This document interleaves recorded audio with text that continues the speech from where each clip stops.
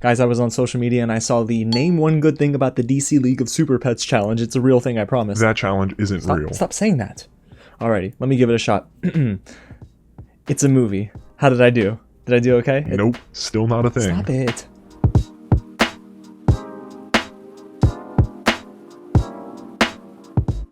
What's going on, everyone? James here with another real review, and today, yes, we're diving into all of my thoughts on DC League of Super Pets. A huge thank you to Warner Brothers for giving me the chance to watch this early for a review. I was in a packed theater with kids.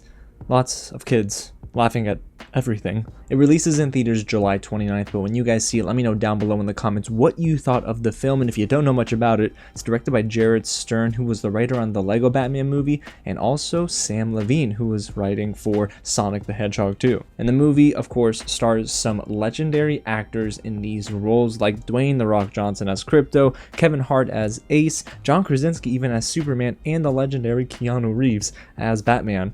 I actually wrote in my notes that he's playing Keanu Reeves by accident. Whoops. But guys, before we get into all of my thoughts on this movie and what I liked and, well, what I didn't really like about DC League of Super Pets, if it is your first time here at the channel, welcome to Real James, where I love talking about movies, TV, and all the news in between. So if you do too, go ahead and hit the big red button below, subscribe to the channel, tap on the bell, and hit the thumbs up button because, guys, this week is going to be fun. I'm dropping my review for Purple Hearts, I believe 13 Lives, and I'm seeing Vengeance as well, the new BJ Novak movie, and maybe some more surprises along the way. I can't wait, guys, but you know what? Let me not waste any more time and let's get into DC League of Super Pets. Up, and away. I didn't really do that right, did I? The movie's all about Krypto the Super Dog and Superman, who are inseparable best friends. They share the same superpowers and they fight crime side by side in Metropolis. However, Krypto must master his own powers for a rescue mission when Superman is kidnapped. So of course, on the surface, you can only imagine this is catered to a very specific and targeted demographic. Children, and I know I'm not a child anymore, but I will tell you that some of the best animated films that are catered towards kids can transcend and really cater to adults, like Turning Red. But here I went in with some low expectations, but I just wanted to laugh and have a good time, and I will say, at least this is something that kids will love. Like I mentioned, there were a lot of families and children at my screening, and a lot of the kids seemed to have fun with this, and there were some punchlines that, of course, were taking that low-hanging fruit approach, but those cheap jokes, they worked. I didn't say they worked for me, but they worked for the general audience, so sometimes I gotta take my critic hat off and recognize that maybe this isn't for me, but I do think kids will enjoy this. And the second thing that actually kind of worked in this movie is that there were some genuine laughs with one character, Merton, a foul-mouthed turtle. And emphasis on the foul mouth. This character is voiced by Natasha Lyonne, and she swears in this movie quite often as Merton, but there's a lot of censoring going on, and it actually surprised me. Whenever she would say, "What the whoa," and, you know, those words, it would get bleeped out, and I thought that was actually kind of surprisingly clever for a movie that otherwise wasn't. But before we get into the negatives, of course, let me talk about at least two more things that were okay in this movie. Starting with this next point, Kate McKinnon, guys, she plays Lulu, and she chewed up every scene as this evil gerbil, or is it a guinea pig?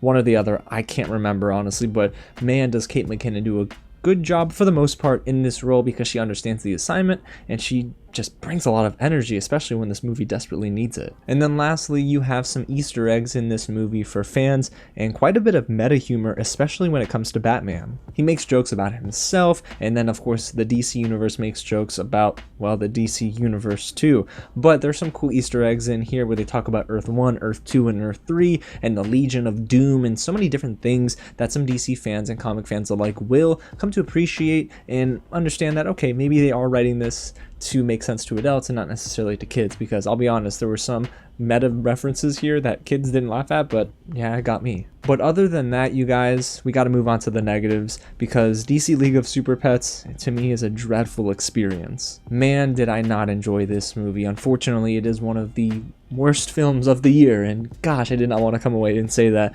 But again, I recognize I'm not the target demographic. The thing is, the movie still just does not work on a surface level. This wasn't one of those movies that can transcend age groups, and honestly, the writing and the story just isn't engaging or interesting enough. The film tries to really salvage itself by using humor in pretty much every scene, but the few scenes that it doesn't, you can tell that the story is just very shallow, not fleshed out enough, and honestly, it just doesn't grab me and pull me in. But even outside of that, the humor, which this movie has like 90% of, oof, it is not very funny. There's a lot of unfunny moments in this movie, especially with Lex Luthor, a character who I thought they, well, really misused. But even outside of the writing and the directing, guys, the voice acting, which this movie should have been better at, was an area where it struggled. The voice acting across the board is just not inspiring, and usually there's a bright spot among the cast, and Kate McKinnon, Natasha Lyonne, they were maybe some bright spots, but for the most part our leads just weren't giving anything, and none of them felt like they fit their character. You have The Rock playing Krypto, who sounds like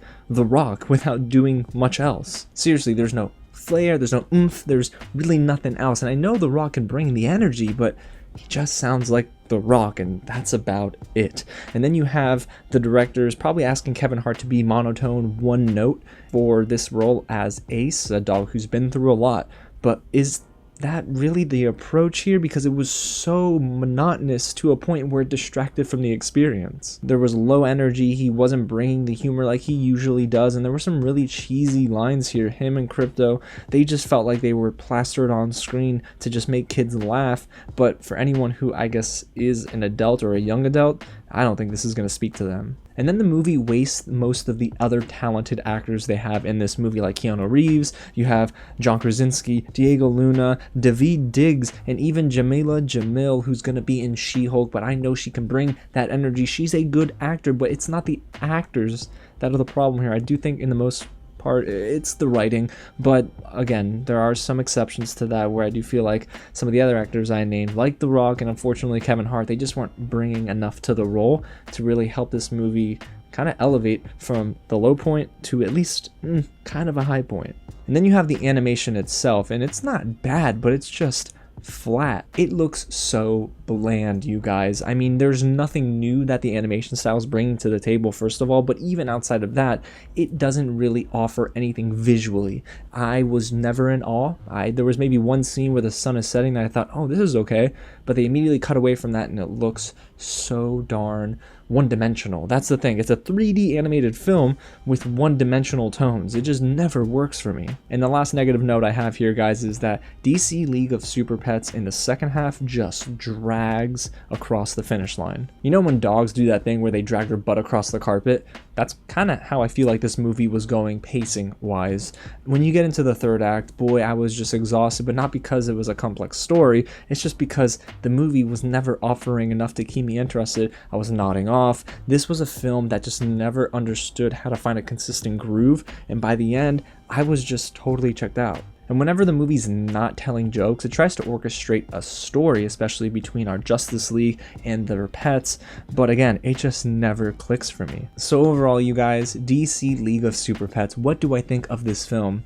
Well, it is, again, one of the worst movies of 2022, and I get that it wasn't targeted for me, but even outside of that, you guys, the humor isn't clever, the writing is rough, the direction is not present, and even the voice acting is incredibly rough. I mean, I really wanted more from Kevin Hart and Dwayne Johnson, and I do feel like some of the other talented actors were wasted in this film. It is for kids. Don't get me wrong, I think kids are going to love this movie, but it is a dreadful and monotonous experience for anyone outside of that age group. I mean, gosh, I did not enjoy this movie, and unfortunately, it could have been so much better, but it never even gets halfway there. So we're always stuck in like first gear, and the movie never goes anywhere. So for me, DC League of Super Pets is probably like a 1.5 out of 5 star kind of movie. I wanted it to be much better. I didn't come in with high expectations, but boy, it didn't even meet those expectations. But guys, let me know down below in the comments what you think of the movie when you see it, if you see it in theaters this weekend. Do you agree with me? Do you disagree with me? Are you kind of right in the middle? And if you haven't already, hit the big red button below, subscribe to the channel for more content, reviews, reactions, and so much more like this, you guys. We got a busy week ahead, and I am so excited to hopefully see a lot more from the Marvel DC space over the next 2 months. I'm thinking D23 Expo in September might be fun.